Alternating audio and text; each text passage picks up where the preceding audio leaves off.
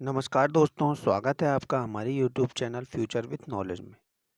दोस्तों, आज हम यहाँ पर जनरल स्टडी का जो सेक्शन है जीएस का, उस सेक्शन से आज हम कुछ इम्पोर्टेंट क्वेश्चंस को सॉल्व करने वाले हैं और ये जीएस का पहला सेशन आज है। तो उम्मीद है कि आपको ये अच्छा लगेगा और क्वेश्चन आपको हेल्पफुल लगेंगे। तो सेशन को स्टार्ट करते हैं दोस्तों। अगर आपने चैनल को सब्सक्राइब नहीं किया है तो सब्सक्राइब कीजिएगा और बगल में ही दबे हुए नोटिफिकेशन को ऑल करके वीडियो को आप लाइक करिएगा। देखते हैं दोस्तों सेशन का पहला प्रश्न। किस देवता को ऋग्वेद में पुरंदर कहा गया है? तो ऋग्वेद में पुरंदर इंद्र को कहा गया है और पुरंदर का अर्थ होता है किलों को जीतने वाला। अगला प्रश्न। त्रिपिटक धर्म ग्रंथ किस धर्म से संबंधित है? तो यह जो है ये बौद्ध धर्म से संबंधित है। अब प्रश्न नंबर 3। मोपला विद्रोह जो कि केरल में हुआ था, के नेता कौन थे? तो इसके जो नेता थे वो थे अली सुसलियार। क्या थे? अली सुसलियार। और ये मोपला विद्रोह जो है वो केरल के अंदर हुआ है। तो यह भी प्रश्न बन सकता है कि मोपला विद्रोह का संबंध कहाँ से है? तो राइट आंसर होगा केरल। अगला प्रश्न देखते हैं दोस्तों। संगमरमर का काल किस शासक के काल को कहा गया? तो यह कहा गया है शाहजहां को। और शाहजहां के काल में जो है एक बहुत ही भव्य इमारत बनी है जिसे हम आज जानते हैं ताजमहल के रूप में। तो ताजमहल जो काम किया गया वाइट मार्बल से किया गया, इसीलिए इसी टाइप के इन्होंने आर्किटेक्चर में जो काम किए गए, इसी के कारण इन्हें यहाँ पर शाहजहां के काल को संगमरमर का काल कहा गया। मुगल काल की राजभाषा क्या थी? तो जो मुगल काल की जो राजभाषा थी वो फारसी थी। अगला प्रश्न। महाराष्ट्र का सुकरात किसे कहा जाता है? तो महाराष्ट्र का सुकरात महादेव गोविंद रानाडे को कहा जाता है।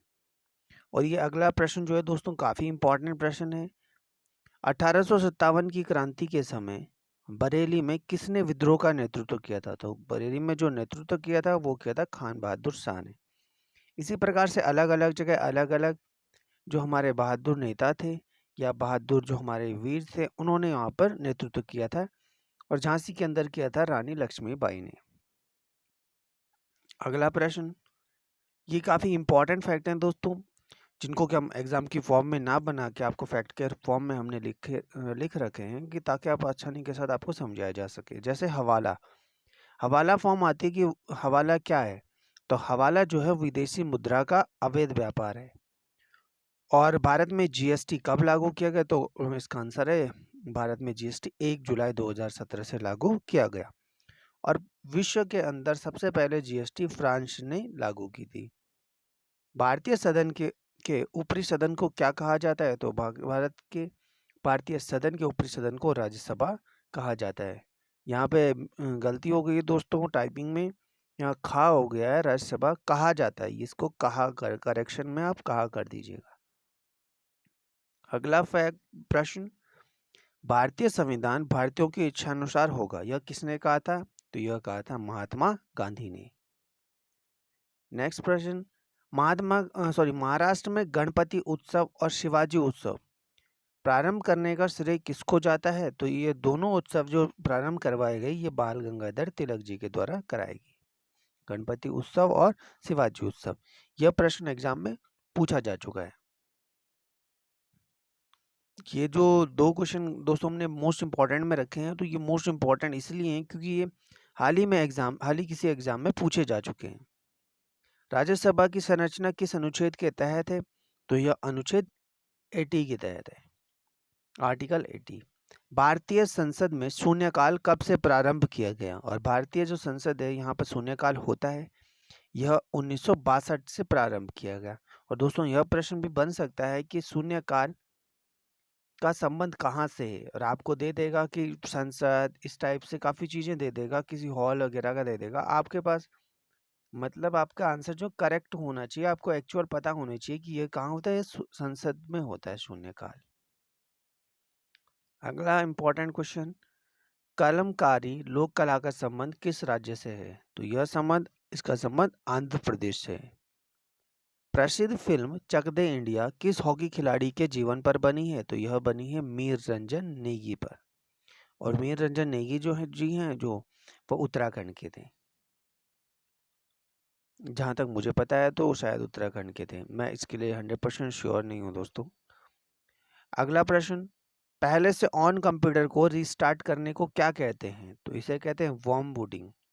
और अगर कंप्यूटर ऑफ हो और हम उसे रीस्टार्ट करें या ऑन करें तो उसे कहते हैं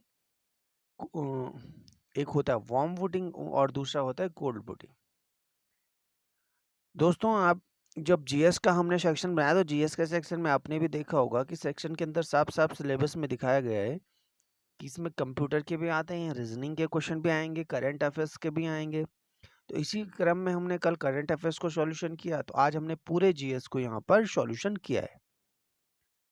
अगला क्वेश्चन, कलकत्ता में उच्चतम न्यायालय जिसकी स्थापना 1774 में की गई किस अधिनियम के अनुसार की गई? तो यहाँ पर जो कलकत्ता के अंदर जो उच्चतम न्यायालय की है यानी हाई कोर्ट की जो स्थापना की गई वो रेगुलेटिंग एक्ट 1773 के तहत की गई। अगला प्रश्न, कंप्यूटर में वायरस किससे संबंधित है? तो कंप्यूटर में वायरस जो है ये प्रोग्राम से रिलेटेड है। Who lives of India India die, who lives of India die, किसकी ये उक्ति है, किसने ये लाइन कही है? तो ये लाइन कही है जवाहरलाल नेहरू ने। अगला प्रश्न, भारत के किस राज्य में समान नागरिकता संहिता लागू है? सिविल कोड इसे कहते हैं। ये कहाँ पर लागू है? यह गोवा के अंदर लागू है और हाल ही में उत्तराखंड ने भी सिविल कोड लागू करने की घोषणा की है। तो ये करंट अफेयर्स के अंदर पूछा भी जा सकता है दोस्तों कि कहाँ पर है, और यह भी पूछा जा सकता है कि अभी हाल ही में सिविल कोड लागू करने की घोषणा किस राज्य ने की है, किस भारतीय राज्य ने की है? तो इसका राइट आंसर होगा उत्तराखंड। और अगर पूछा जाए कि किस राज्य में लागू है तो यह गोवा में लागू है। आज का 19वां क्वेश्चन देखते हैं दोस्तों। 1857 की क्रांति के लिए किसने कहा था ब्रिटिश शासन को उखाड़ फेंकने के लिए भारतीय जनता की क्रांति? मतलब ब्रिटिश शासन को जो उखाड़ने के लिए कहा था, उखाड़ने के लिए भारतीय जनता की क्रांति, यह कहा था कार्ल मार्क्स ने। यही क्वेश्चन एग्जाम में पूछा जा चुका है दोस्तों। हमने आपके लिए इस सीरीज में वही क्वेश्चन रखे हैं जो कि किसी न किसी एग्जाम में पूछे जा चुके हैं और इनके आने की एक प्रोबेबिलिटी बनी रहती है। इसीलिए आप इस तरीके की सीरीज जो हम चला रहे हैं इनको आप कंटिन्यू देखें। अगर आपको क्वेश्चन अच्छे लग रहे हैं तो चैनल को सब्सक्राइब करें, वीडियो को लाइक करें, कमेंट करें और अपने फ्रेंड सर्कल में शेयर करें। ये हमारे लिए मोटिवेशन भी है दोस्तों, और इस तरीके से आपकी एक प्रिपरेशन भी अच्छी होती रहेगी और साथ ही साथ हम आपको अच्छा एग्जाम ओरिएंटेड कंटेंट भी प्रोवाइड करते रहेंगे। तो आज का अंतिम प्रश्न देखते हैं दोस्तों। 2 प्रश्न है, अंतिम लास्ट स्लाइड है ये। अंग्रेज शासकों में से समाचार पत्रों से प्रतिबंध हटाने का श्रेय किसे जाता है? तो जो अंग्रेज शासक था जिसने प्रतिबंध हटाया था न्यूज़पेपर से, इनके प्रिंटिंग से, उसे बोलते हैं चार्ल्स मैडकॉफ। और लास्ट प्रश्न आज का, संविधान के किस अनुच्छेद में उपराष्ट्रपति पद का प्रावधान है? तो यह आर्टिकल 63। तो आपको सेशन अच्छा लगा है दोस्तों तो आप वीडियो को लाइक करें, चैनल को सब्सक्राइब करें, कमेंट करें एंड अपने दोस्तों के साथ शेयर करें। थैंक यू दोस्तों।